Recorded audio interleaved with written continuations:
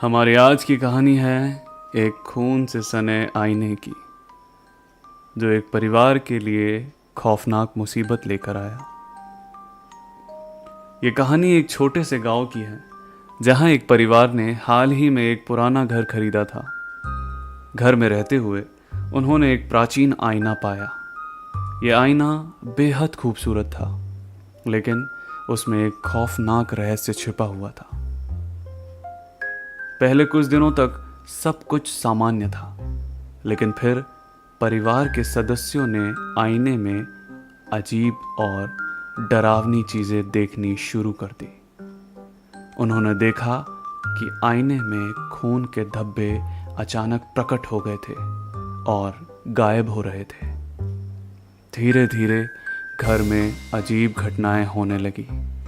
बच्चों ने बताया कि उन्होंने आईने में अजीब चेहरों को देखा है जो उन्हें घूर रहे थे। रात में आईने से अजीब आवाजें आने लगी, जैसे कोई अंदर से निकलने की कोशिश कर रहा हो। एक रात परिवार के मुखिया ने आईने के रहस्य को जानने का फैसला किया। उसने आईने को ध्यान से देखा और देखा कि उसमें कुछ अजीब सी आकृतियां नजर आ रही है।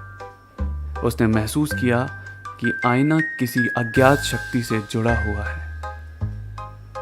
वो आईने के सामने खड़ा होकर प्रार्थना करने लगा और अचानक आईने से एक खून से सना हुआ हाथ निकला और उसे पकड़ लिया। उसने चिल्लाते हुए आईने को तोड़ने की कोशिश की, लेकिन तब तक बहुत देर हो चुकी थी। उस रात के बाद परिवार के मुखिया का कोई अता पता नहीं चला।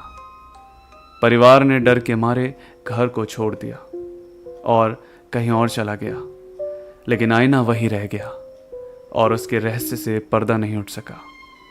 आज भी अगर कोई उस घर में जाता है तो उसे आईने से खून के धब्बे और अजीब सी आवाज़ें सुनाई देती है।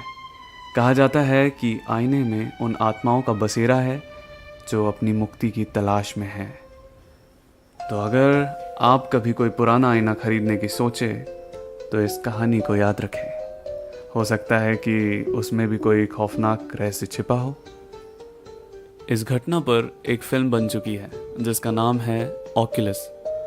ऑक्यूलस फिल्म की कहानी ऐसे भाई बहन के इर्द गिर्द घूमती है जो पहले तो अपने माता पिता की रहस्यमयी मौत से टूट जाते हैं और फिर इस घटना के तह तक जाने की कोशिश करते हैं। इस फिल्म को 2008 में आई हॉरर फिल्म मिरर की कॉपी समझा जाता है, लेकिन इस फिल्म में ऐसा कुछ भी नहीं है। यह फिल्म अतीत और वर्तमान के बीच घूमती नजर आती है। इसमें हकीकत और कल्पना की जंग होती है। फिल्म के नायक टिम और नायिका कैली अब जवानी की दहलीज पर है, लेकिन ये दोनों अपने साथ बचपन में हुई त्रासदी की तह तक जाने की कोशिश करते हैं।